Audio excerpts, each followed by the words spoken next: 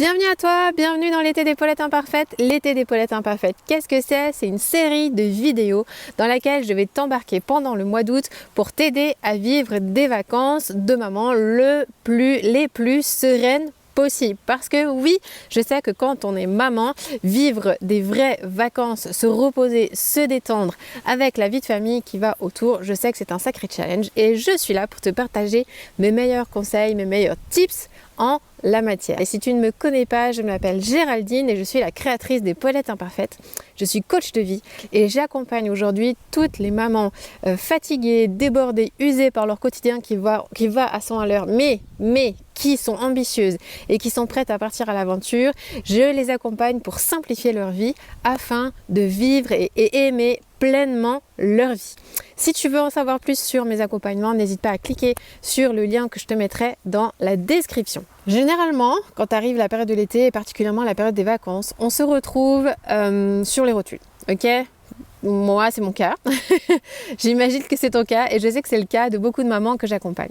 Qu'est-ce qui se passe? En fait, tu as donné tout de toi, tu as donné tout ce qui est tout de toi pendant cette année et du coup, tu arrives, tu es sur les rotules, tu es fatigué, tu es usé, tu n'as plus de jus et tu dois attaquer du coup 2 mois d'été ou quelques semaines de vacances en tout cas, probablement avec tes enfants, avec ta famille en mode non-stop 24/24.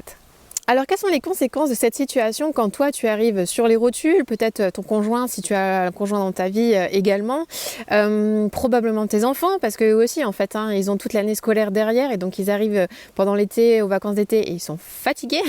Mais qu'est-ce qui se passe? Mais du coup, arrive tout un lot super sympa de frustration, de tension, de conflits et autres choses en tout genre extrêmement désagréables qui vont pimenter, on va dire ça, votre quotidien et qui vont peut-être aller jusqu'à finalement complètement bousiller vos vacances et finalement t'amener à dire à la fin des vacances, les vacances en famille, plus jamais. La première chose que j'aimerais te dire, c'est déjà te déculpabiliser. Vraiment, ce n'est pas de ta faute. Ce n'est pas de ta faute si les vacances finissent la plupart du temps en capharnaüm géant, en dispute, en conflit, en frustration, en tension.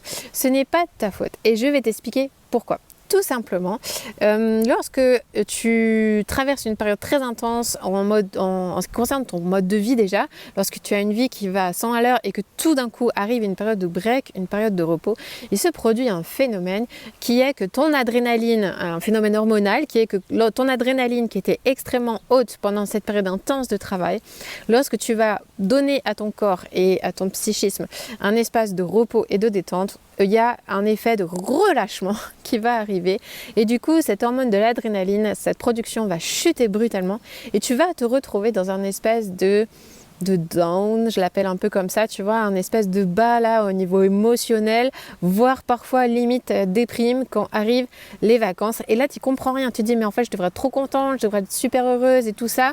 Sauf que du coup, bien sûr, il y a déjà arrivé à finir toute l'année, il y a aussi toute la préparation des vacances qui font que au final, toi, tu te retrouves dans un espèce de pataugeoire à émotions et à hormones et qui font que déjà tout ça, ça t'aide pas à préparer un départ en vacances qui est plutôt serein. Mais ça, il faut que tu saches que c'est normal. C'est ton corps qui réagit. Tu lui offres du repos, tu lui offres de la détente, tu lui offres un espace où il peut enfin se relâcher. Et du coup, ça va avec, son lot va avec d'inconvénients. Ok ? Là, il te suffit d'être dans l'acceptation. Déjà de le savoir et d'être dans l'acceptation de ça. La deuxième chose que j'aimerais te partager, c'est que pour éviter justement d'aller trop profond dans ce down et pour t'aider à vivre des vacances les plus sereines possibles, l'ingrédient clé numéro 1 que je te partage, ça va être d'anticiper la façon dont tu veux vivre ces vacances. Je ne te parle pas simplement au niveau matériel. L'idée, c'est pas seulement de préparer tes bagages, mais c'est de te préparer toi et ta famille à la façon dont vous voulez vivre ces vacances. Et pour te préparer au mieux à ça, je vais te proposer quelques questions à te poser pour t'aider à préparer ces vacances et à t'y projeter et à discerner en fait quels sont tes besoins. La première question, ça va être de quoi est-ce que j'ai besoin pour remplir mon réservoir pour la rentrée. Ton réservoir, il a différents niveaux de remplissage.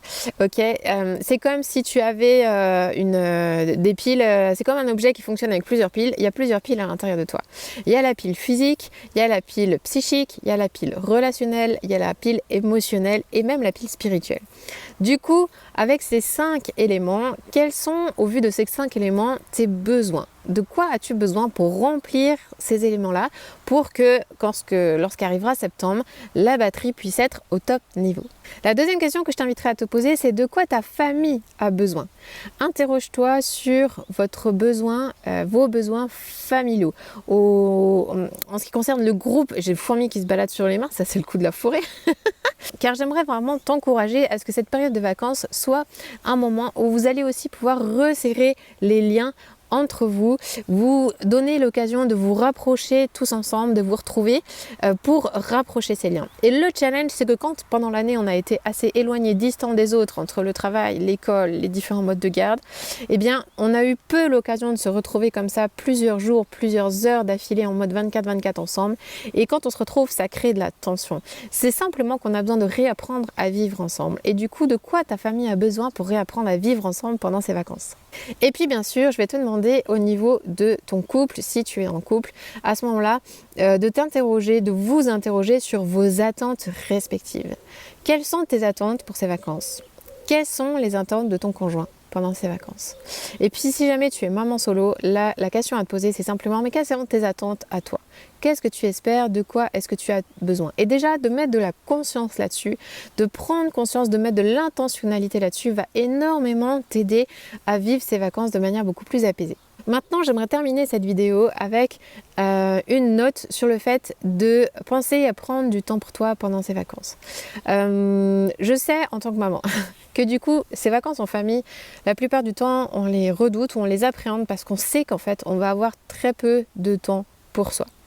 Et j'aimerais te dire que cette croyance est une fausse croyance. Exactement. Pour prendre du temps pour toi, il te suffit d'être extrêmement intentionnel et de le décider. C'est pas plus compliqué que ça. Quand tu prends soin de toi et quand tu prends du temps pour toi, tu prends soin de ta famille en même temps. Et je sais, et vous êtes extrêmement nombreuses à culpabiliser de prendre du temps pour vous, seul ou peut-être avec des amis ou des copines, ou de prendre en tout cas du temps pour vous. Je sais que vous êtes extrêmement nombreuses à culpabiliser de ça. Et je voudrais vous mettre au large de cette croyance. Car ce qui est certain, c'est que quand tu prends soin de toi, tu prends encore mieux soin de ta famille. Ta famille, tes enfants ont besoin d'une maman qui va bien. Yes, ok. Et pour aller bien, autorise-toi à prendre du temps pour toi. Pense à toi. Pense à la batterie, à la pile que tu es.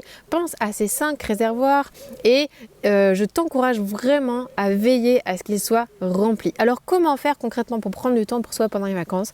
Là aussi, ça va te demander de l'anticiper. Si tu y penses une fois seulement que tu es en vacances, c'est là que ça risque de te passer sous le nez. Et ce que je t'encourage à faire, c'est avant tes vacances, de t'interroger du coup, comme je te l'ai dit, sur ton besoin, de quoi as-tu besoin et comment est-ce que tu peux maintenant remplir ces besoins. Est-ce que prendre du temps pour toi, ça ressemble à aller faire une balade toute seule? Est-ce que c'est aller te baigner toute seule? Est-ce que c'est prendre des temps de lecture, prendre des temps de sieste? Est-ce que c'est faire un resto avec des copines? Est-ce que c'est pourquoi pas prendre une journée entière pour toi, voire même un week-end entier pour toi pendant ces vacances? Peut-être que c'est enfin l'occasion de partir un week-end, sachant que tu peux confier tes enfants à la famille plus facilement. Il y a énormément de possibilités.